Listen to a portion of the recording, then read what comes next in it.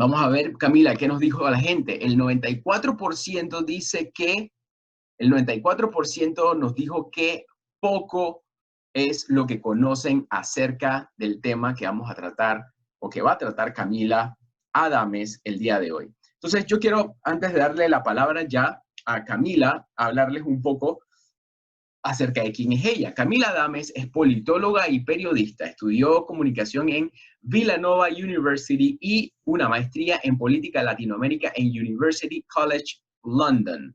Es supervisora de noticias en TVN, donde escribe segmentos como Taz Clarito.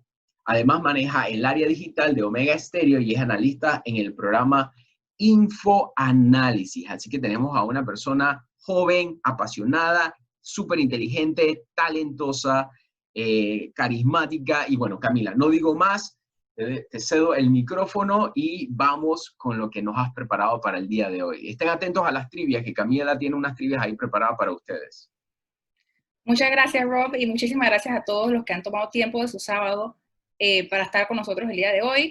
Voy rápidamente a compartir mi pantalla. Espérenme un segundo para compartir mi presentación. Share screen. Oh, close trivia, Okay. dice mi esposa. ¿Ahí la ven? ¿Sí? Sí la vemos. Sí se ve. Perfecto. Bueno, para comenzar un poco, como vieron en el afiche, hoy vamos a hablar de vínculos familiares en elecciones presidenciales. ¿Cuál es un poco el rol de estos? Y para eso primero hay que definir qué son. Esta es una definición que me encontré en un artículo académico de 2013. Los vínculos familiares, políticos en ese sentido, son aquellos vínculos sanguíneos o conyugales con un expresidente, primer ministro o, menos probable, con un líder de oposición.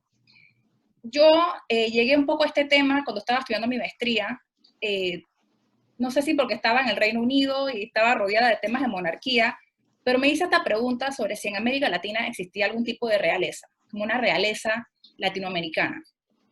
Y eso es un poco lo que vamos a explorar el día de hoy, el rol de esos vínculos familiares, parecidos a dinastías, quizás algunos podrían decir, particularmente en América Latina. Y es que hay muchísimos ejemplos que podemos destacar a través del continente. Aquí en su pantalla están viendo a George Bush padre e hijo en Estados Unidos, que ambos fueron presidentes. Están los Kirchner en Argentina, esposo y esposa, que Néstor fue primero y luego Cristina. Pero hay otros ejemplos. En Costa Rica están los Figueres, José y José. En Chile están los Frey, Eduardo y Eduardo. Y así nos vamos yendo y los ejemplos abundan. Y cuando estaba haciendo, por ejemplo, la investigación y la matemática, nada más para que entiendan, para que escuchen un poco cómo va evolucionando este tema en América Latina, se los pongo así. Cuando Mireya Moscoso estaba corriendo para las elecciones de 1994, del otro lado de la frontera con Costa Rica, estaba corriendo Margarita Peñón, no Peñón, como estaba en inglés, no estoy segura si es con año o no, estaba corriendo en las primarias de su partido. Margarita es esposa del expresidente Oscar Arias. Margarita perdió esa primaria. ¿Y contra quién la perdió? Contra José Figueres, que eventualmente fue presidente. Y José Figueres era hijo de José Figueres, quien había sido presidente de Costa Rica. Así que ven cómo estas cosas se van conectando y es verdaderamente fascinante preguntarse un poco si es por su vínculo familiar o si este los ayudó o si es una coincidencia. Así que ese es un poco el manejo que le vamos a dar y para eso vamos a hacer un recorrido por la historia de Panamá para ver algunas de estas relaciones, cómo se fueron dando, y vamos a prestar particular énfasis a las elecciones del 94, 99 y 2004, para que veamos qué tan útiles fueron estos vínculos o no. Así que, antes que nada, para empezar un poco nuestro recorrido, vamos con la primera trivia para calentar motores. Vamos con la primera trivia, entonces. Dice, ¿quién fue el primer presidente para...? Esta es la otra, es otra. Es la de los vínculos familiares. Ok, sorry. Disculpen, chicos. Ajá, la pregunta es, mientras aparece en pantalla, es, ¿cuál de estos expresidentes no tiene un vínculo familiar con otro exgobernante? ¿Quién no tiene un vínculo familiar con otro exgobernante? Ok, vamos a dar estos 5 a 10 segundos más para que... Wow, 60%. Vamos, chicos, anímense. No importa que sea Team Marindo o Pingüe. Aquí Nadie no va a vamos... saber, nadie va a saber que votaron. Ok, nadie va a saber que votaron, es verdad. Dice, voy a compartir los resultados. Camila, dice, el 92% dijo que Demetrio Lacas. Y están en lo correcto. Demetrio Lacas, oriundo de Colón, no tenía relación con otro expresidente. Déjenme cerrar aquí. Aquí tenemos algunos ejemplos panameños. Rodolfo Chiari, expresidente en los años 30, me parece, padre de Roberto Chiari, presidente en los 60. Armodio Arias, hermano de Arnulfo Arias, ambos presidentes. Federico Boyd, uno de los próceres de la patria, padre del luego presidente, más adelante en la historia, Augusto Boyd. Así que vemos que los ejemplos abundan. Y hoy vamos a ver dos ejemplos particulares, que por eso les hablé que vamos a enfocarnos en 3 elecciones, y son en las que participaron Mireya Moscoso y Martín Torrijos, que son 2 ejemplos fascinantes. Y son más recientes, entonces se puede evaluar un poco mejor. Y vamos a empezar nuestro recorrido histórico hablando un poco de los predecesores. Lo podemos dividir siempre en estos casos como el predecesor, que es el presidente o jefe de Estado que fue primero, y el sucesor, que es el jefe de Estado o presidente que vino después. En este caso, estamos hablando de 2 predecesores que fueron los más icónicos, yo diría, junto a Belisario Porras, esa tripleta, pero en estos 2 en particular, o sea, ellos definieron el siglo XX panameño. Yo creo que eso es algo en lo que podemos estar de acuerdo, nos gusten o no las figuras. Estas fueron las 2 figuras icónicas del siglo XX panameño, además de Belisario Porras. No se puede hablar de la historia panameña sin estas figuras. Entonces, iniciamos un poco al inicio de la República. Panamá surge, al principio, en las primeras décadas, era una élite comercial la que verdaderamente dominaba la política. Pero esto se fue resquebrajando un poquito cuando entramos en la década de los 30, porque ya fue surgiendo una clase media y una clase trabajadora, muchos de ellos muy bien educados, que fueron un poco tratando de abrirse espacios en la política panameña, quitando un poco a estas élites que habían dominado todo. Y ahí fue que surgió Arnulfo Arias un poco con el movimiento político Acción Comunal, que fue como él fue creciendo un poco. Este era un doctor, educado en Harvard, o sea, muy bien estudiado. Y llegamos a nuestra trivia número 2, ya que estamos hablando de los años 30. Ok, ¿quién fue el presidente? El primer presidente panameño en sufrir un golpe de Estado.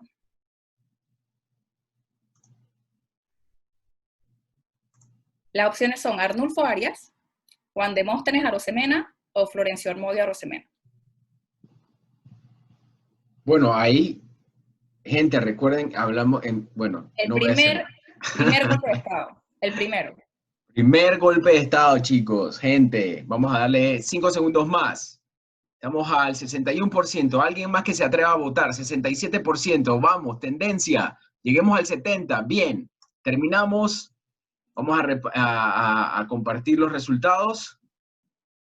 Florencio Armodio Arosemena. Correcto. Casi Veo un que estaban algo divididos los casi un resultados. empate. Sí, estaban algo divididos los resultados, y es que esta es una de las grandes ironías de la historia panameña, porque si bien Arnulfo Arias sufrió el golpe de Estado más famoso de nuestra historia, que fue el del 68, él fue el que organizó el primer golpe de Estado contra Florencio Armodio Arosemena. Esta, para mí, es una de las grandes ironías de la historia panameña y me fascina. Y bueno, el de Juan Demóstenes fue un poco para despistar. Él no sufrió el golpe de Estado. Así que sí, les comenté que Arnulfo estaba surgiendo en este momento, y en el año 1931 él es uno de los principales organizadores del golpe de Estado contra el entonces presidente Florencio Armodio Arosemena. Y lo tumban, y el año siguiente, ¿quién queda en el poder? El hermano de Arnulfo, que era el doctor Armodio Arias Madrid, que él era un abogado, también muy bien estudiado, me parece que en una universidad Ivy League, que creo que era Yale. Así que así vemos cómo fue un poco el surgimiento de esta dupleta de hermanos en la historia panameña. Ahora, siguió la década de los 30, Arnulfo siguió ganando notoriedad, o sea, más allá del hermano, él comenzó a ganar muchísima notoriedad, particularmente con un discurso muy nacionalista y criticando un poco la presencia de Estados Unidos en Panamá, lo cual le causaría problemas después. Y en 1940, él es electo presidente por primera vez. Arnulfo es electo presidente por primera vez de varias. Y todo esto, él había fundado este partido durante los años 30, que se llamó el Partido Nacional Revolucionario, mejor conocido como el Partido Panameñista, o el Movimiento Panameñista. Eso va a ser importante después. Eso sí, fue electo en 1940, pero eso en verdad no le duró mucho, porque el año siguiente, en el 41, Arnulfo mismo sufre un golpe de Estado, organizado principalmente por los Estados Unidos, o por lo menos con muchísima ayuda de ellos. Por eso les comenté que ese detalle sería importante. Lamentablemente me pierde la presidencia en ese momento, pero no sin antes hacer varias cosas importantes. Porque él logró pasar una constitución en 1941, que, por ejemplo, fundó la idea de la Caja de Seguro Social, pero al mismo tiempo era de una índole racista indiscutible. Hablaba de razas prohibidas, de inmigración, particularmente de las personas antillanas, y también él hablaba de un humo amarillo, o sea, que básicamente de manera muy despectiva de la población china, así que era una figura sumamente problemática, pero popular. Sí, muy conflictiva, ¿no? Sí. Antes de que sigamos, tenemos nuestra tercera trivia. La trivia está temprano porque va a ser importante para después. Ok, ¿Cuántas veces fungió Arnulfo Arias como presidente de Panamá? O sea, ¿cuántas veces fue presidente? Muy, muy interesante esta Ya va una, ya dijimos una, ya dijimos que el 40. Pero ¿cuántas veces en total fue Arnulfo presidente de Panamá? Ok, vamos a dar 5 segunditos más para compartir las respuestas. Terminamos aquí, compartimos los resultados. La gente sabe mucho más de lo que dijeron en la primera encuesta. Exactamente. Efecto, ¿qué pasó, gente? En efecto, sorprendiendo. Sí fueron 3 veces que Arnulfo fue presidente. Corrió 5, pero fueron 3. Y la segunda llegó bastante seguida de la primera, y fue en 1948. Él corrió para la presidencia, pero lo declararon perdedor. Ahora, creo que les he comentado, o se habrán dado cuenta, de que en este periodo de la historia panameña las elecciones eran francamente un desastre.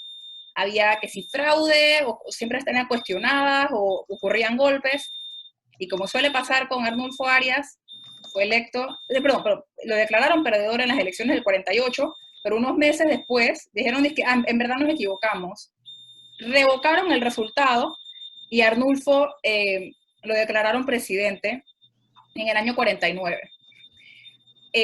Otra vez, no duró mucho como presidente, porque en el año 51 vuelve a sufrir un golpe, esta vez a manos de la Guardia Nacional.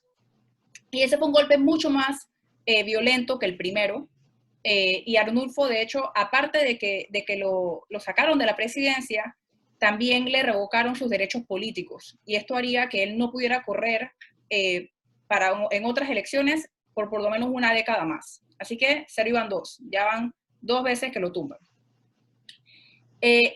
Llegamos a 1964, que fue un año muy importante en la historia panameña. Ocurrió el 9 de enero, y todo lo que eso acarreó, y ese año hubo elecciones. Y en esas elecciones corrió Arnulfo Arias, pero el ganador decretado fue Marco Aurelio Robles. Hay gente que cuestiona esas elecciones, como ocurre con todas las elecciones en este periodo, pero al final del día Robles fue el que se quedó como presidente. Entonces llegamos al año más importante de nuestra historia con Arnulfo Arias, que es el año 1968. Ese año él vuelve a correr para la presidencia y es electo, pero solo estaría en el poder por 11 días, porque sufriría un último golpe de Estado propinado por, entre otras personas, el hombre que ven a su derecha, que es el entonces teniente coronel Omar Torrijos Herrera.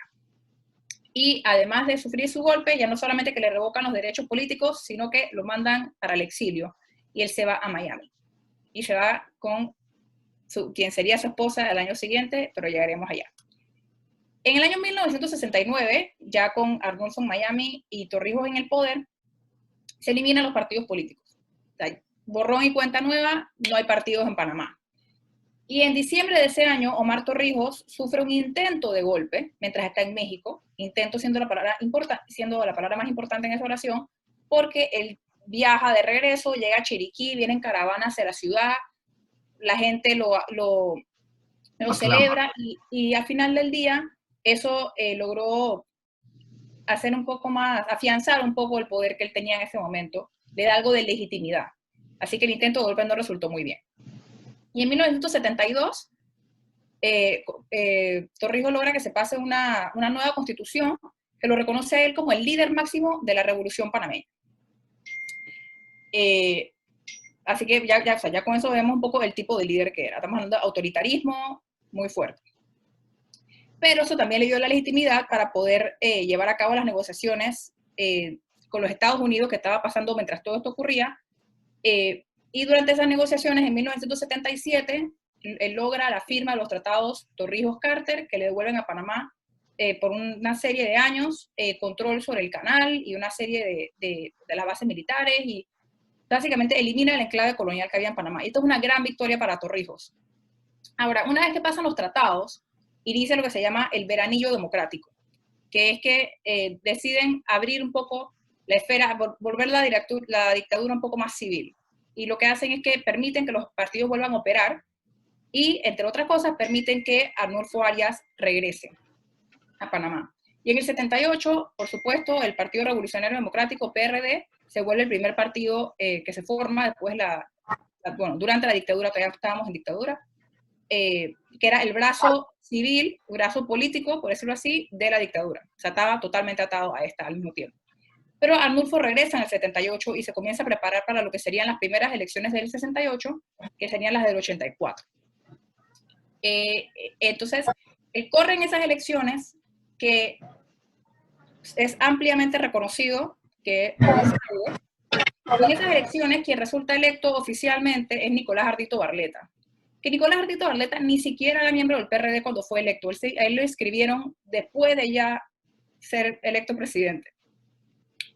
Entonces, bueno, me saltó un detalle importante, y es que en el 81 murió Omar Torrijos en un accidente o atentado, dependiendo a quién se le pregunte, y en el 83 Noriega había llegado al poder.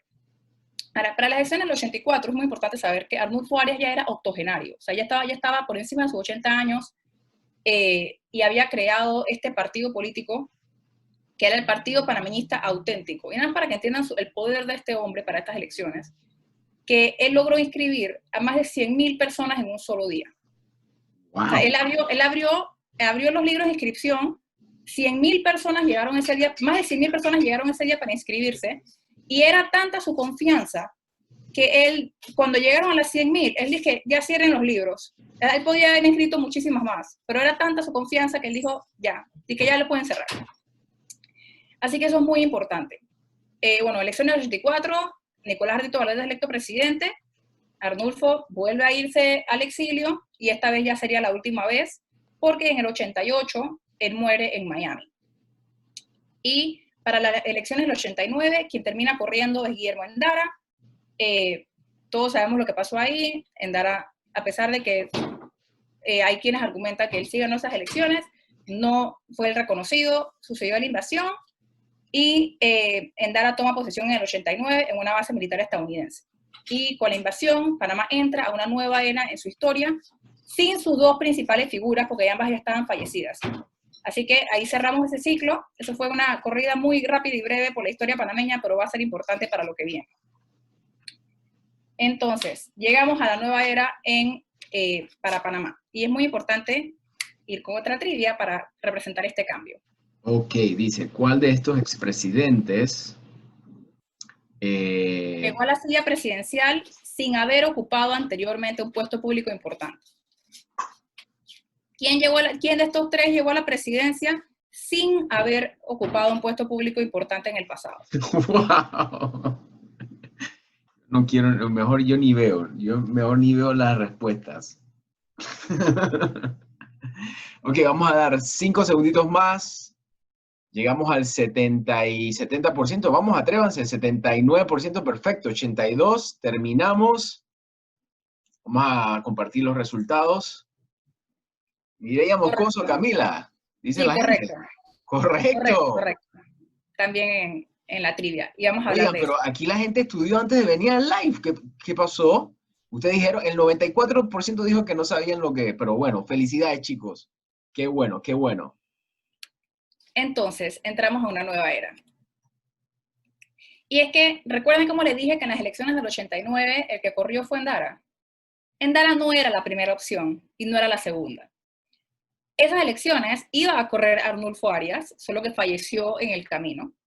Y entonces cuando él fallece en el 88, el partido le pide a Mireya Moscoso, a su viuda, a su recientemente viuda, que ella fuera la candidata en las elecciones. Sin tener ella ningún tipo de trayectoria, se lo piden a ella. Pero ella declina y dice que no, que ella estaba de luto y que ella en ese momento se iba a estar encargando de los negocios de café de la familia, o sea, que habían sido Arnulfo y que, bueno, ahora ella haya quedado a cargo. ¿Qué edad tenía la señora Mireya en ese entonces, Camila? Ella se casó con Arnulfo Arias en 1969, creo que tenía 23, ella tenía 18 cuando lo conoció, 23 cuando se casó, me parece que es la matemática, en verdad no estoy segura, o sea, tenía menos de 30 años, yo creo. No, ya debe haber tenido los 30. No estoy segura cuántos años tenía en ese momento, tendría que hacer la matemática. Pero el caso es que el partido se lo pide. Por favor, tú encárgate. Y ella dijo no. Entonces, Endara fue la tercera opción para esas elecciones. Eso es muy importante, quizás no es ampliamente conocido. Entonces, bueno, ocurre lo que ocurre, Endara llega a ser presidente. Y en 1990, por un tema legal, deciden inscribir un nuevo partido, que se iba a llamar el Partido Arnulfista. Y el presidente Endara le pide a Mireya Moscoso que dirija a ella el proceso de inscripción. O sea, él siendo presidente le pide a ella, por favor, tú encárgate un poco o lidera o vigila un poco el proceso de inscripción del nuevo partido arnulfista. Mireya decide, sí, hacerlo. Y logran el mismo hito que había logrado su esposo en 1983. En un día, en 24 horas, llegan a los 100.000 inscritos en el partido arnulfista. Esto fue en el año 90, para ya formar el nuevo partido arnulfista, que es el que ya tenemos hoy en día. Ahora, en ese momento, Mireya Moscoso, con el nuevo partido, ella iba a regresar a Chiriquí, esa era su intención. Pero un poco la cúpula la convence de correr por la presidencia del nuevo partido. Le dicen, por favor, hazlo, y ella accede. Y en ese momento ella compite con Francisco Artola, que era una figura del partido, era diputado, o sea, tenía una trayectoria política, es alguien que ya había anunciado con anterioridad que tenía esas intenciones y él contaba con el apoyo de gran parte de la cúpula, incluido Endara, ya tenía el apoyo y el compromiso de votar por él cuando Mireya Moscoso decide ingresar a la carrera por la presidencia del partido. Y bueno, hay un concurso reñido y ¿quién resulta ganadora? Mireya Moscoso. Mireya Moscoso gana por 12 votos en esa convención de 1991 y se vuelve presidenta del partido. Lo interesante es cómo lo hace. Y lo hace bajo la consigna de Arnulfo Arias para siempre. O sea, ella utilizó ese legado de su esposo y la conexión para hacer su reclamo de legitimidad como persona que debía liderar el partido en ese momento. Ahora, se estaban acercando las elecciones de 1994, que iban a ser las primeras elecciones en democracia, porque recordemos que en las que Endara resultó presidente no fueron para nada democráticas en ese sentido. Entonces, la junta directiva del partido le pide a Mireya Moscoso correr para la presidencia, y en ese momento no era obligatorio hacer primarias. La junta directiva se lo pide, ella accede, ser la candidata por la presidencia en 1994. Y durante todo el proceso se le suman 3 otros partidos para lograr lo que se llamó en ese momento la Alianza Democrática. Ahora, las elecciones de 1994 fueron muy complicadas, porque hubo 7 candidatos presidenciales, así como los acabamos de tener, bueno, en ese momento hubo 7 candidatos presidenciales. Había 3 que eran considerados los principales, que eran Ernesto Pérez Valladares, que estaba corriendo por el PRD, era un banquero, había sido ministro, de planificación, o sea, era alguien que tenía trayectoria y sonaba mucho. Una segunda persona era Rubén Darío Carles, que iba a correr bajo la consigna del Cambio 94, Movimiento Cambio 94, y él era el contralor del gobierno de Guillermo Endara. Era muy conocido, en parte porque le decía que no a todo. Eso ha sido un poco su legado. Pero él era una figura del gobierno de ese momento. Y él apelaba a los panameñistas, porque recordemos que Endara era una especie de panameñista. Así que era más o menos el mismo público al que habría apelado Mireya Moscoso. Y el tercero era Rubén Blades, que estaba corriendo con el movimiento Papá de Goró, que él apelaba un poco más a los independientes, a aquellas personas que quizás estaban algo desilusionadas por los partidos o por la política. Él era una figura que no tenía ese tipo de ataduras. Así que eso eran los que se creía eran los tres principales candidatos en esas elecciones de 1994. Ahora, Mireya Moscoso en las elecciones de 1994 corrió de una manera muy particular. Y este es un afiche que encontré en la Biblioteca Nacional de esas elecciones, y quiero que le presten atención a la imagen y al título de la imagen. Si la pueden ver bien, en la figura, o sea, en la imagen aparece ella con Arnulfo Arias. Yo creo que piensen cuántas veces un afiche presidencial ustedes han visto al candidato con su cónyuge. Y miren el título. El título era Arnulfo Arias para siempre, Mireya presidente. O sea, era un evidente uso del legado de su esposo durante su campaña para impulsar un poco su imagen. Y además de las imágenes, el eslogan que utilizaba la candidata Mireya Moscoso en ese momento era la voz del pueblo. Que aquí, para quienes conocen un poco el legado del Partido Panameñista, la voz del pueblo es la religión del panameñismo. Porque es la frase que Arnulfo Arias más utilizaba, sale por la que era ampliamente reconocido, era Vox Populi Vox Dei, que significa la voz del pueblo, la voz de Dios. Entonces, al usar como eslogan de campaña la voz del pueblo, era un evidente, obvio uso del tipo de imágenes relacionadas a Arnulfo Arias dentro de su campaña. Así que aquí tienen dos ejemplos de más o menos cómo se estaba... cuál era un poco la estrategia en ese momento para las elecciones del 94. Ahora, Mireya Moscoso tenía ciertos obstáculos que enfrentar en esas elecciones. Uno es que muchos se referían a ella como Doña Mireya. Y para los hispanohablantes, todos sabemos que la palabra doña no, o sea, es como señora, pero tiene ciertas implicaciones un poco más como señoriales. O sea, no es una imagen poco atractiva, por decirlo así, en una campaña. En general, ninguna mujer quiere que la llamen doña. Entonces, ese era un término que no necesariamente la ayudaba, que la gente se referiría a ella como doña Mireya. Eso no ayudaba. Un segundo obstáculo que ella tenía en esas elecciones era que algunas personas la veían como una especie de continuidad al gobierno de Endara. Porque recordemos que Endara, como les comenté, tenía vínculos obvios con el panameñismo, era un aliado de Arnulfo Arias, y hay gente que la veía a ella como una continuidad, a pesar de que Endara tenía su propio candidato, o sea, un candidato que era miembro del gobierno, que era Rubén Darío Carles. Las personas igual, muchos le daban ese tipo de connotaciones a Mireya Moscoso para esas elecciones. Sea justo o no, ahí estaba. Un tercer obstáculo que ella tenía era un poco esa falta de trayectoria que ya hemos comentado. Yo en la encuesta todos estaban de acuerdo, la mayoría estaba de acuerdo en que Mireya Moscoso llegó a la presidencia sin ocupar un puesto público, y no solamente eso, sino que ella había estudiado diseño de interiores en Miami, ella había sido secretaria personal del doctor Arias, lo había ayudado con temas del negocio de café, pero no tenía o sea, nada en su currículum que pudiera decir política, por decirlo así. A pesar de que lo había acompañado a él, y yo estoy segura que al estar junto a él toda la distancia desde los 60, tenía que haber aprendido muchísimo. Pero en papel, por decirlo así, no había nada que dijera presidenta. Entonces, esas fueron algunas de los principales errores o principales obstáculos con los que ella se enfrentó, además de una falta de identidad propia, porque todo estaba relacionado a su esposo. Entonces ella, o sea, la gente no la conocía a ella, no conocía a Mireya Moscoso.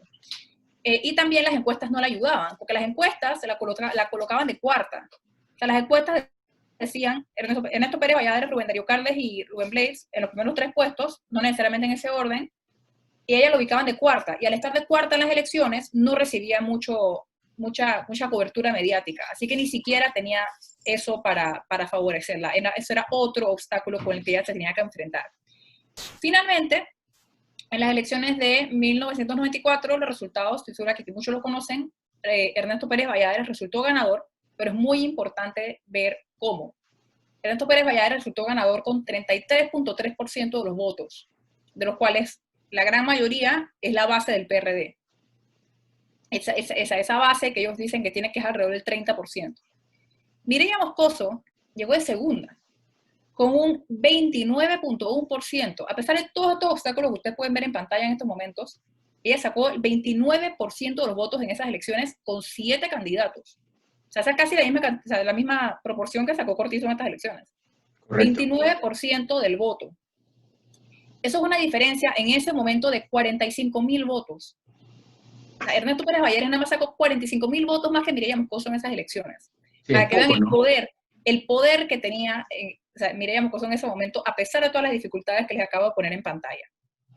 Y yo les agrego una más, y es que viendo esos números, también tienen que tomar en cuenta que Rubén Darío Carles seguro le quitó votos, por decirlo así, porque hay mucha gente que era nulfista, que puede que no le haya gustado Mireya Moscoso y haya votado por Rubén Darío Carles en vez.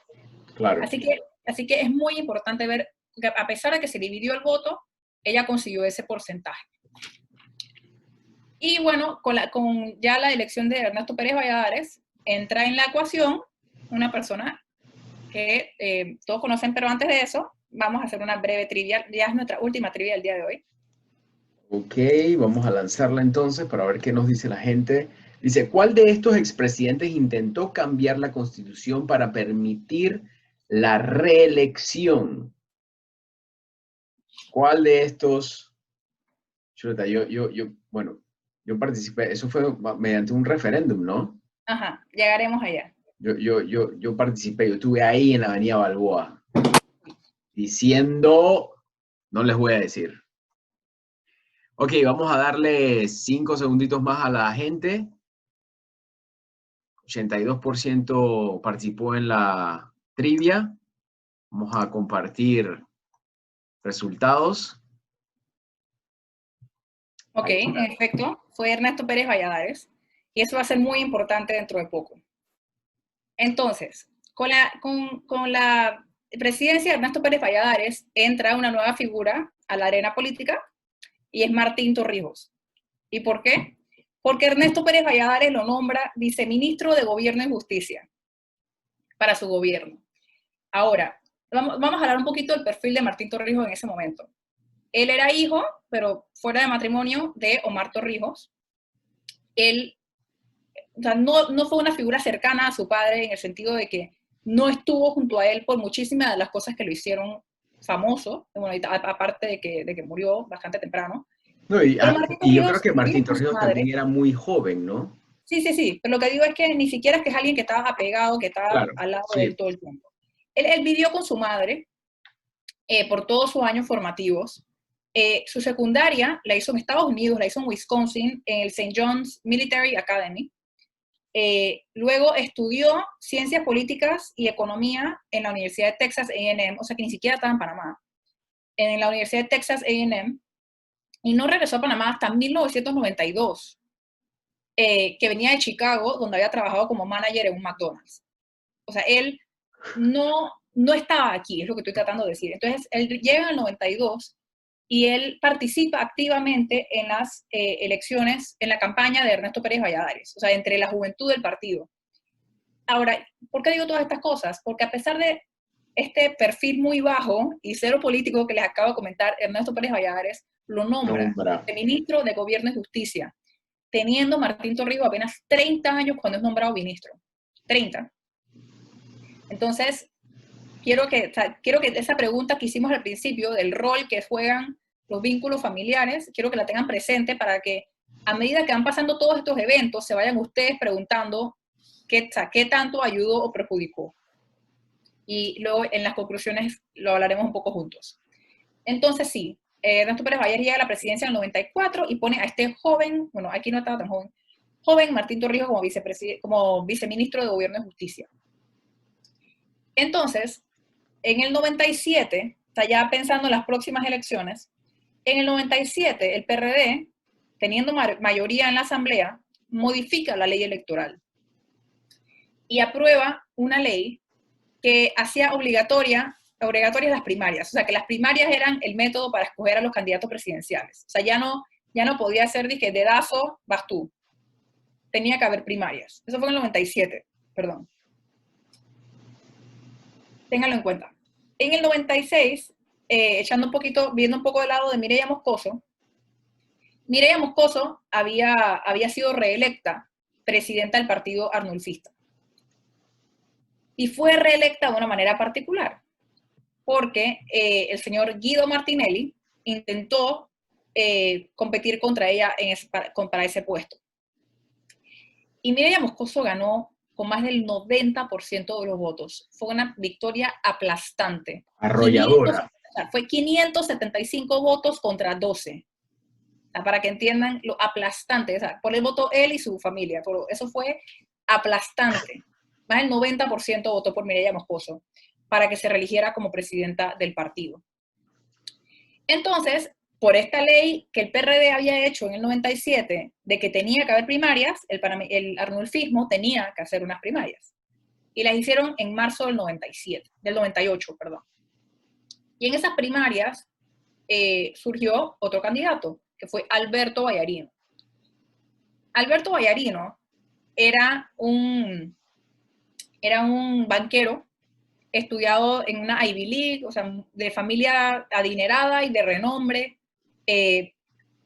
Interesantemente, familia de la primera esposa de Arnulfo Arias, de Ana Matilde Linares, porque él es Linares también, así que tenían ese vínculo medio indirecto con Arnulfo Arias también. Más lejano, obviamente, que el de Mireya, pero existía. Y Alberto Vallarino había participado en varias elecciones con Arnulfo, o sea, había trabajado con él en elecciones, como en 3, 64, 68 y 84, me parece. O sea, era alguien que tenía trayectoria en el partido. Decide desafiar a Mireya Moscoso por la candidatura presidencial. Y Mireya Moscoso gana la primaria contra Alberto Vallarino, la gana por más del 70%, o sea, ella saca más del 70% de los votos. Y fue la primera candidata oficial en esa papeleta. Y Alberto Vallarino dijo, bueno, si no corro por el arnulfismo, corro por el demócrata cristiano, y se fue con el demócrata cristiano para ser su candidato en esas elecciones. O sea que ya había dos candidatos para las elecciones del 99. Mireya Moscoso y Alberto Vallarino. ¿Qué pasaba con el PRD? Bueno, como vimos en la trivia, Ernesto Pérez Valladares tenía intenciones de reelegirse. Pero para poder reelegirse, Ernesto Pérez Valladares necesitaba cambiar la Constitución. Por lo que se decidió hacer un referéndum para agosto de 1998. Y él estaba confiado que iba a sacar ese referéndum y que él iba a ser el candidato por el PRD. Pero las cosas no se dieron así. Y el no al referéndum, o sea, el no a la reelección, sacó más del 60% de los votos. O sea, eso fue 2/3 de los panameños dijeron no. Y el PRD obviamente tiene un problema, porque era agosto, eso fue fue los últimos días de agosto. Era agosto, terminando agosto de 1998, y el PRD no tenía candidato. Entonces, en septiembre, ellos dijeron, ok, tenemos que hacer una primaria ya, porque nosotros hicimos una ley. El PRD mismo había hecho una ley en el 97 para exigir primarias, y entonces ellos estaban en problemas, porque siendo agosto no tenían un candidato. Agosto del año antes de las elecciones. Entonces, en septiembre, deciden que, ok, gente, vamos a organizarnos, vamos a hacer unas elecciones. Y 10 personas dicen, yo voy a correr en esas primarias. 10 precandidatos. 5 de los cuales eran veteranos del partido, o sea, eran personas con trayectoria, de esos de que podían decir que ellos habían caminado con Torrijos, veteranos del partido. Y Ernesto Pérez Valladares dice, yo propongo a el joven Martín Torrijos. Lo propuso Ernesto Pérez Valladares para esas primarias. Martín en ese momento tenía 35 años. Y Martín, siendo propuesto por Ernesto Pérez Valladares en septiembre, logra ganar esa primaria en octubre. O sea, un mes después, más o menos, un mes y tantito, Martín Torrijos tenía la candidatura para la presidencia por el PRD, teniendo 35 años, teniendo una larga lista de veteranos que querían ser candidatos aparte de él. Y él consigue la candidatura para las elecciones de ese año, del año siguiente. Y fue así como se completó la papeleta para las elecciones de 1999. Hablemos un poco de estrategia. Ya que les comenté un poco el surgimiento inesperado de Martín Torrijos y las primarias del PRD.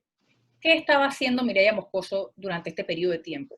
Y quiero destacar que su campaña había aprendido las lecciones. O sea, Mireya Moscoso para las elecciones del 99, más allá de las actitudes que cualquiera en el público pueda tener hacia ella, tuvo una elección, una campaña organizada, con objetivos claros. Ellos sabían lo que iban a hacer. Y una de las cosas es que utilizó un estilo un poco más personal. Si en las primeras elecciones ella había sufrido por no tener su propio estilo, y de hecho hay una anécdota de que ella, poco después de las elecciones, unos meses después, estaba yendo a Pedací, a su pueblo, y que le dio bote a un señor, y el señor fue casi todo el camino sin captar que estaba sentado al lado de la que había estado en la papeleta. O sea, él se puso, como todo panameño, a criticar a los políticos, y se puso a hablar de la doña, de la esposa de Arnulfo, que se creía tal cosa, y no captó que quien le estaba dando el bote era Mireya Moscoso. O sea, a ese nivel, y esa es una historia que la conozco de primera mano, a ese nivel de que ella no, o sea, que la gente no la reconocía a ella. Eso decidieron cambiarlo para las elecciones del 99 y miren cómo lo hicieron. Presten atención a este afiche, compárenlo con el afiche de las elecciones del 94. Si ven, está ella, centro, ella es el centro de toda la campaña, grande su imagen, ella sola, no hay apellido, es Mireya, solo nombre, la mujer, la profesional, la política, es el cambio. Sencillo, ella. Es una obvia, o sea, es un cambio de estrategia evidente, o sea, no hay tutía, ahí ellos se dieron cuenta del problema. Y entonces ella también se benefició de algunas cosas, y es que para el referéndum del 98, eso le dio una oportunidad a ella, ya siendo candidata presidencial, porque recuerden que ella ya era candidata desde marzo, el referéndum fue en agosto, ella pudo abocarse en la campaña del no. Eso le dio una plataforma política un poco para darse a conocer y para que la gente la viera como una figura política. Eso fue algo que la benefició.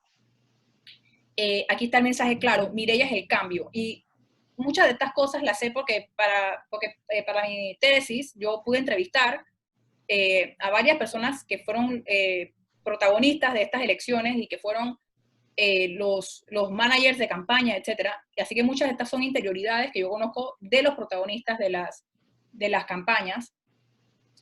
Y lo que me decían que ellos estaban tratando de mover un poco que frente a la imagen de Ernesto Pérez Valladares, que la gente lo veía como prepotente o como un emperador, una figura fuerte que se imponía, Mireya era una señora que estaba en zapatillas por el interior, campechana, hablando con la gente. O sea, ellos sí buscaron hacer distinguirla a ella por ese tipo de características. Por ejemplo, usaron su género, usaron el hecho de que era una mujer y se enfocaron en que era una mujer fuerte pero cálida, de que ella entendía, y esto es algo muy importante, ella desde las elecciones anteriores se había casado, había adoptado un hijo y se había divorciado. Entonces ella era ahora, se había casado por segunda vez. Entonces ella era ahora una madre soltera. Y ella usó ese rol de ella como mujer para decir que ella entendía a la mujer panameña, entendía sus dificultades como madre soltera de echar para adelante con un hijo. Utilizó eso en su campaña.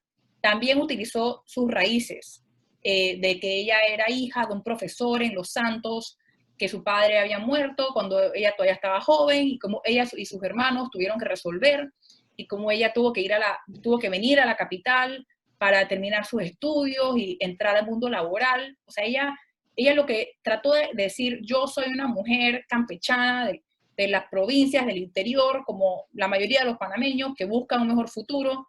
Ella utilizó su propia historia, no su vínculo con Arnulfo, sino su identidad como Mireya Moscoso para echar adelante en estas elecciones. Otra cosa que la favoreció un poco es que mientras esto estaba pasando, los medios fueron muy duros con ella. Los ataques a ella por ser incompetente, según muchas personas, o por no tener experiencia, por todas esas cosas, que ella era una diseñadora de interiores y tal, que solamente era la viuda. La atacaron muchísimo, pero mientras ella estaba usando estas cosas para generar simpatía entre la población y empatía, decir, yo los entiendo a ustedes, cuando la atacaban por esas cosas, la victimizaron, o sea, generaron que la gente la defendiera, que la gente dijera, tú la estás atacando por ser campechana, yo soy campechano, la estás atacando por ser, yo soy mujer, y en verdad lo que pensaron que era para lastimarla, verdaderamente le dio muchísima fuerza para esas elecciones. Y Mireya tampoco es que se quedó callada.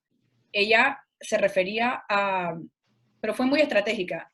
Ella no respondía directamente a muchos ataques, sino que era un poco irónica. Y por ejemplo, a Alberto Vallarino se refería a él como un mal perdedor. Lo tildó de mal perdedor, que bueno, en efecto lo fue. Y eso fue una etiqueta que le plasmó y que o sea, él tuvo que cargar con ella todo el periodo. Y por ejemplo, a Martín, que recuerden, Martín tenía 35 años, estaba jovencito, ella lo llamaba Martincito, que todos sabemos cuando hablamos español, que es una manera como de diminutiva, ¿no? Un poco un despectiva. diminutivo, es para restarle importancia, Martincito.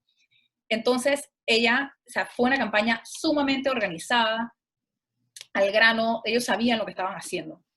Bueno, aparte de que, como les comenté, ella tenía esta frase de que ella estaba peinando el país, de que ella recorrió todo el país en un tour de agradecimiento y al mismo tiempo haciendo campaña para la siguiente. Así que estos son algunas cosas que le he mencionado ahora, por ahora y que verdaderamente la ayudaron. ¿Qué estaba haciendo Martín Torrijos por mientras? La campaña de Martín Torrijos, la primera, la del 99, sí decidió usar el legado de su papá, pero de la boca de ellos, tenían que ser muy cuidadosos, porque si ven la fecha, nada más habían pasado 10 años desde las elecciones. El país todavía olía a bota militar y la gente tenía heridas abiertas, o sea, todavía había mucho resentimiento y la gente no estaba segura de si el PRD iba a entregar el poder. O sea, la gente tenía estas dudas sobre si, porque recuerden, era la primera transición democrática y existían estas dudas sobre si el PRD en verdad iba a entregar el poder. Entonces decidieron, inteligentemente, si lo voy a decir, decidieron basarse en un hecho muy puntual que ni siquiera la oposición les podía arrebatar. Y era que la persona que había firmado los tratados Torrijos-Carter era Omar Torrijos, de que él había sido el responsable, uno de los principales responsables en que Panamá fuera a recuperar el canal. Porque si miran la fecha, estas elecciones iban a ser en mayo del 99, mayo del 99, y el canal nos lo iban a devolver el 31 de diciembre de ese año. Entonces ellos utilizaron esa fecha, o sea, el timing que utilizaron con esa fecha, una de las consignas era ¿y quién recibirá el canal? El hijo del general. O sea, ellos apelaban a un sentimiento como de justicia divina, de que era lo justo, lo históricamente justo era que si Omar Torrijos había recuperado el canal, tenía que ser su hijo el que lo recibiera. Claro. Eso fue un poco el sentimiento que ellos trataron de apelar en esas elecciones. Sin embargo, esto generó la falta de un mensaje claro, y eso lo reconocen los mismos jefes de campaña, me lo reconocieron. Por ejemplo, ellos utilizaron una canción que no sé si aquí en el público alguien recordará, yo no lo recuerdo porque yo estaba en primaria para esas elecciones, pero era una canción que se llamaba Omar Vive. ¿Y cómo puedes tener un candidato que se llama Martín Torrijos en unas elecciones y que una de las canciones de la campaña es Omar Vive? ¿Ves? O sea, separas al candidato de la persona que estás tratando de conseguir. Entonces, esto fue un problema para ellos. Y otro problema que tuvieron es que Martín se le veía como la continuidad de Ernesto Pérez Valladares, que en ese momento tenía muchísimos problemas. Aparte de que había perdido cara con el referéndum, habían tirado la policía a la Universidad Nacional, o sea, las privatizaciones. O sea, tenían muchísimos problemas. Y Martín, si Mireya habría podido hacer un argumento en el 94 de que ella no tenía nada que ver con el gobierno de Endara, de que Carles era el candidato que era el gobierno. Ella lo podría haber hecho, y seguro lo hizo. Pero Martín no podía hacer eso. Martín era viceministro en esa administración. Él no se podía separar de los problemas de la administración y no podía criticar al gobierno, que es algo que es importante en las elecciones panameñas, porque él era parte del gobierno. Sí. Entonces, esto fue uno de los principales obstáculos que enfrentó Martín en esas elecciones y que terminaron con que Mireya ganara con el 45.4% de los votos. 45. O sea, casi el doble que la primera vez. 45% de los votos, Martín no le fue mal. Martín sacó 37.8% de los votos y Alberto Vallarino sacó el 17.4%. Pero es muy importante eso. Si Alberto Vallarino sacó el 17% de los votos, recuerden que Alberto Vallarino era un granmufista. O sea, que Alberto Vallarino seguro le quitó votos a Mireya.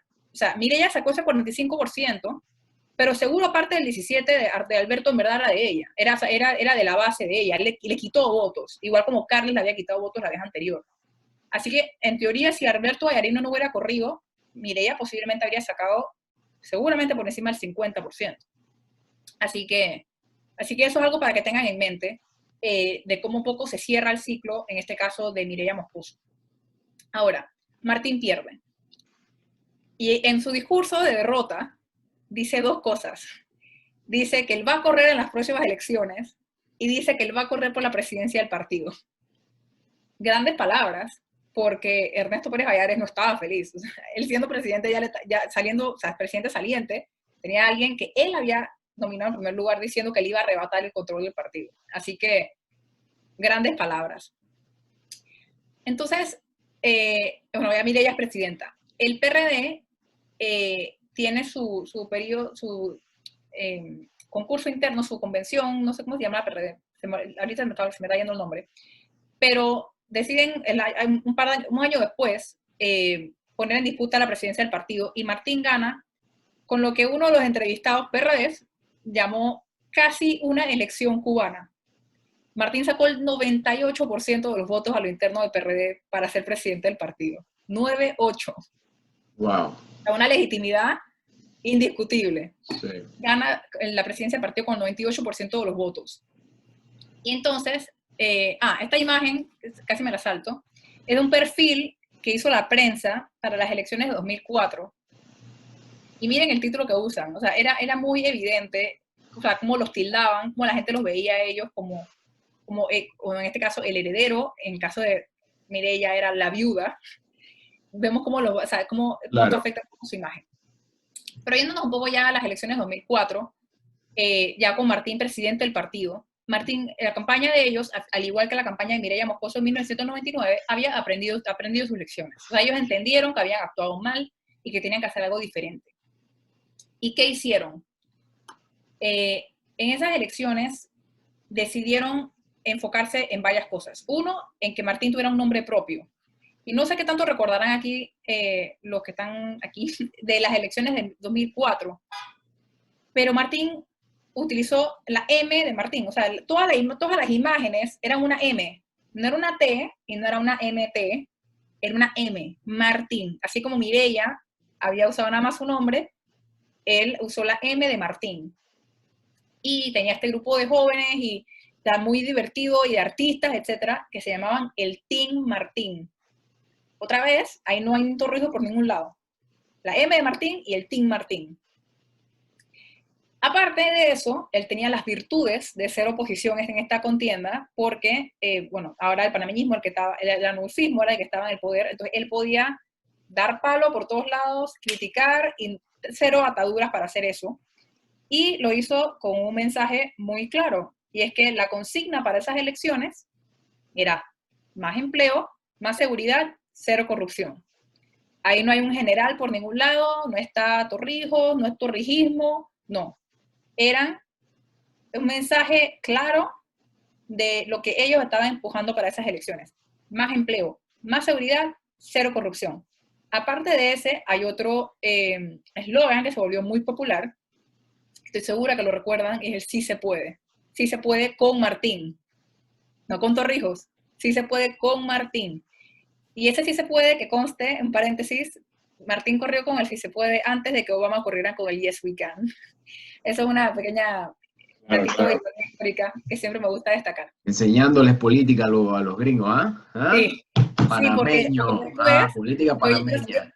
yo siempre digo que Martín corrió con el Sí se puede antes que Obama corriera con el Yes we can, y Varela corrió con el Panamá primero antes de que Trump corriera con America First. Así que a mí sí me gusta destacar esas cositas. Pero sí, o sea, la campaña de Martín entendió los errores que había cometido en las elecciones del 99. Y de manera muy consciente y muy a propósito diseñaron su segunda campaña para destacar todas esas cosas que los separaban de la herencia de su papá. El tema de una nueva generación, el tema de la juventud, de que era una nueva energía, en verdad fue una campaña espectacular. Digo, yo estaba en primaria para esas elecciones, la verdad es que o sea, yo no recuerdo de la parte política, pero yo recuerdo lo divertido que eran la propaganda, y siempre había música y artistas, o sea, fue algo, muchísima energía, que llevó a un resultado inevitable, básicamente, y es que Martín ganó esas elecciones con el 47.4% de los votos. En segundo lugar estaba Guillermo Endara, con 30.9%, después José Miguel Alemán, que era miembro del gabinete de Mireya, con 19.4%, y finalmente Ricardo Martinelli con el 5.3% de los votos. Y con eso se rompe ese ciclo también. Martín Torrijos reemplaza a Mireya Moscoso en la presidencia en el 2004, irónicamente, igual que Omar Torrijos reemplazó a Arnulfo Arias en finales de los 60. Algo irónico, pero así fue. Y me gustaría hablar, ahora que ya cubrimos como los eventos históricos, hablar un poco de los temas, y es el peso que tienen estos legados. Espero que hayan visto en la exploración de los eventos en sí, que ustedes mismos hayan podido ver un poco las diferentes cosas que iban surgiendo. Y estas son algunas frases que yo saqué de las entrevistas que hice de las campañas políticas, de algunos candidatos, y algunas de las frases que ellos usaron señalan que ellos reconocían lo que estaban haciendo a medida que estaban avanzando las campañas. Guido Martinelli, cuando yo les hablaba de que él había tratado de competir con Mireya Moscoso por la presidencia del partido en el 96, esta frase es de un artículo publicado en ese momento que decía que Guido Martinelli se había atrevido a arrebatarle el partido a Mireya, y bueno, y que al final la había perdido estrepitosamente. Pero miren la manera en la que, miren el vocabulario, que se atrevió a arrebatarle el partido, como que el partido era de ella, que era una posesión de ella, que ella tenía, que le pertenecía, que ella se lo merecía, y que se lo iban a arrebatar. También había lenguaje sobre sucesores naturales y de traidores. O sea, de que las personas que desafiaban las figuras de Martín o de Mireya, que estaban traicionando el legado de Martín el legado de Omar Torrijos o el legado de Arnulfo Arias. Esta frase para las elecciones del 99, que nadie podía ser más torrijista que Martín. ¿Cómo nadie podía ser más torrijista que Martín si Martín no fue parte del torrijismo? Él era un joven, y tal como estuvo fuera de Panamá por parte de su niñez, o estaba viviendo con la mamá, él no estaba al lado de Omar Torrijos, y pronto no era consciente de lo que estaba haciendo Omar Torrijos en ese tiempo, pero de alguna manera, miembro de su partido, esto lo dijo un PRD, de vieja data, que nadie podía ser más torrijista que Martín. Esta frase que sigue, Mireya no tenía discurso porque no lo necesitaba. O sea, esos son protagonistas de la historia que dicen que así es como se refieren a estos eventos. Esto fue simplemente citas que yo saqué de esas entrevistas. Ese sentimiento de que es algo que se merecían, de que era algo natural que ellos tuvieran ese tipo de poder. Pero al mismo tiempo voy a hacer un problema, porque más abajo tengo que alguien mencionaba que el legado había sido para Mireya Moscoso una maleta llena de piedras, que en la primera elección había sido un desafío. Pero al mismo tiempo ellos mismos reconocen que este tipo de legado te da ciertos beneficios. Por ejemplo, te da acceso a recursos y a redes, a redes de network, a personas que jamás habías conocido si te llamaras Juan Pérez y no tuvieras relación con nadie. Claro, Te da acceso a dinero, te da acceso a cúpulas, a hablar con personas, a muchísimas cosas que no tendrían acceso si no tuvieran esos apellidos. Y también disminuye un poco el costo de las campañas, porque necesitas invertir menos en darte a conocer. Así que es muy interesante cómo se fueron dando las cosas. Y yo en lo personal, la hipótesis que yo formé a medida que avanzaba con toda mi investigación, la dividí en 3 partes. Y es que los vínculos familiares, esta es mi hipótesis, no tienen que estar de acuerdo. La primera es que los vínculos familiares con políticos facilitan el acceso a la candidatura, ya que dan legitimidad dentro del partido. Vimos que eso pasó tanto con Martín Torrijos y su elección cubana dentro del PRD, y con Mireya Moscoso en los 3 concursos que tuvo que ir a lo interno del partido. Pero la segunda parte es que a nivel nacional, el uso del vínculo familiar es una ventaja porque da fama y reconocimiento, pero un obstáculo porque no permite el desarrollo de una identidad propia. Las personas que votarían por un candidato porque le tienen afecto a su predecesor, a su esposo o a su papá o a quien sea que haya venido antes, probablemente ya está en el partido. O sea, probablemente ya está en la base. Una persona que ama a Torrijos y que quiso votar por Martín por eso probablemente ya estaba en el PRD, no afuera. Igualmente con Mireya Moscoso, probablemente una persona que ama a Arnulfo y que se vive por él y tiene un afiche en su casa, probablemente ya está en el arnulfismo. O sea, no necesariamente te gana votos fuera del partido. Te da reconocimiento, que la gente te reconoce y no se tiene que volver a aprender tu nombre. Sí, Pero más allá de eso... Los votos duros, ¿no? Ajá, los votos duros y los votos suaves.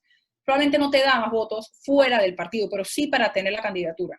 Y finalmente, que hay otros factores que contribuyen al éxito, como el timing, como el hecho de, bueno, Martín que trató de aprovechar ese timing en el 99, y también el tipo de legado del predecesor, porque obviamente una figura tan emblemática como Omar Torrijos o Arnulfo Arias seguro es más poderosa que un presidente más incoloro, que puede que los hijos o esposos o nietos o lo que sea no tendrían tanto chance.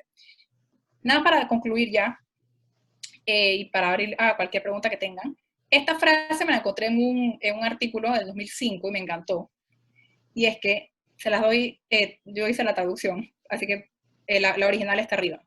Las elecciones de 2004 vieron al hijo de un ex jefe de Estado compitiendo con un expresidente para reemplazar a una presidenta que por su parte era la esposa de un ex jefe de Estado. O sea, ahí es Martín, hijo de Omar, compitiendo con Endara para reemplazar a Mireya, que era esposa de Arnulfo. Y son estas las coincidencias históricas que en verdad me llevaron a estudiar este tema y que me fascina. Y algo importante es que no termina ahí con estas elecciones y que no siempre es efectivo. Todos recordamos esto en el año 2014, que siendo Ricardo Martinelli presidente, intentó poner a su esposa como vicepresidenta y que el Tribunal Electoral lo permitió en su momento, pero que no les dio una victoria. Así que no siempre resulta. Así que muchas gracias a todos. Wow, espero que fantástico, fantástico. Esto, la verdad es que hemos quedado todos con la boca abierta. Creo que ha faltado como tiempo, la sustancia ha estado ahí. Yo quiero terminar concluyendo con un mensaje en el que, a través de este recuento histórico que nos ha relatado Camila, yo lo que veo realmente, más allá de las coincidencias o de las decisiones estratégicas políticas por los apellidos y las relaciones familiares, yo termino viendo un pueblo sabio que cada vez sabe votar más. ¿Ok? Digo, lamentablemente, desde el punto de vista político, hay veces que los resultados durante nuestros gobiernos no son lo que esperábamos de nuestras elecciones políticas, pero bueno, como Camila concluyó, en este caso, pues, no se repitió la historia en el sentido de que no hubo ese legado político dado los vínculos familiares en el caso de Mimito y de la señora Marta. Así que yo me gustaría pensar y concluir con que el pueblo cada vez es más sabio a la hora de emitir su voto. Bueno, y como es de costumbre y tradición en nuestros sábados de trivia, de live walk, de tertulia, le hacemos un reconocimiento especial a Camila Adames, ¿ah? Esta condecoración, este título, este reconocimiento, este certificado que le hemos llamado Guardianes de la Historia, se lo otorgamos toda la audiencia presente públicamente a Camila Adames por haber hecho historia, haber contado historia, haber compartido historia de una manera súper, súper bonita, súper interesante. Y bueno, yo sé que el tiempo nos apremia, nos hemos pasado un poquito, pero creo que valía la pena y quiero dejarles con lo que viene el próximo sábado de izquierda a derecha. Vamos a tener por segunda vez al escritor, abogado, Ariel Pérez Price, el 26 de septiembre, con un episodio de la historia al que él le ha llamado titulado Panama Al Brown, capricho de la vanguardia europea. Y para los que no conocen a Panama Al Brown fue uno de los primeros boxeadores afrodescendientes de nuestro país en conquistar un título mundial de boxeo. Pero Ariel no nos va a hablar acerca de ese legado deportivo, sino de algo que Panama Al Brown hizo en Francia y que también lo destelló y puso a Panamá en la lupa del espectáculo, del show en aquel entonces. Y Francisco Olivella, después, el siguiente sábado, el sábado 3 de octubre, nos va a hablar acerca de cómo las esculturas que tenemos a lo largo y ancho de nuestro país, bueno, escogimos 10, así que él nos va a contar historia, o las historias de esas esculturas, o las historias que fueron inspiradas por esas esculturas. Así que de la palabra y del relato, de la voz de Francisco Olivella. Así que, gente, muchísimas gracias por haber venido. Los queremos mucho. Un abrazo. Disfruten su fin de semana. Un gran aplauso a Camila. Camila, muchísimas gracias por estar con nosotros este sábado. No, y déjame decirte algo, hay un detalle que se me quedó por fuera, pero que Eduardo de Mena, muchísimas gracias en los comentarios por todos, lo estaba leyendo ahorita. Eduardo de Mena me recuerda que Arnulfo Arias tenía relación familiar, tuvo, con Marta Linares de Martinelli, y de hecho, fun fact adicional, es que él fue padrino de bodas de Ricardo Martinelli con Marta Linares de Martinelli, porque la primera esposa de Arnulfo Arias era Ana Matilde Linares, nada más que ella falleció de cáncer. Así que en una coincidencia ahí, Arnulfo Arias fue padrino de bodas de Ricardo Martinelli también. Bueno, yo creo que Camila ha dejado, como dirían los gringos, un cliffhanger para invitarla otra vez a que nos eche ese cuento. ¿Ah? ¿Qué tal si le invitamos otra vez? Bueno, chicos, muchísimas gracias. Gracias, Camila. Gracias a todos por haber venido. Nos vemos el otro sábado.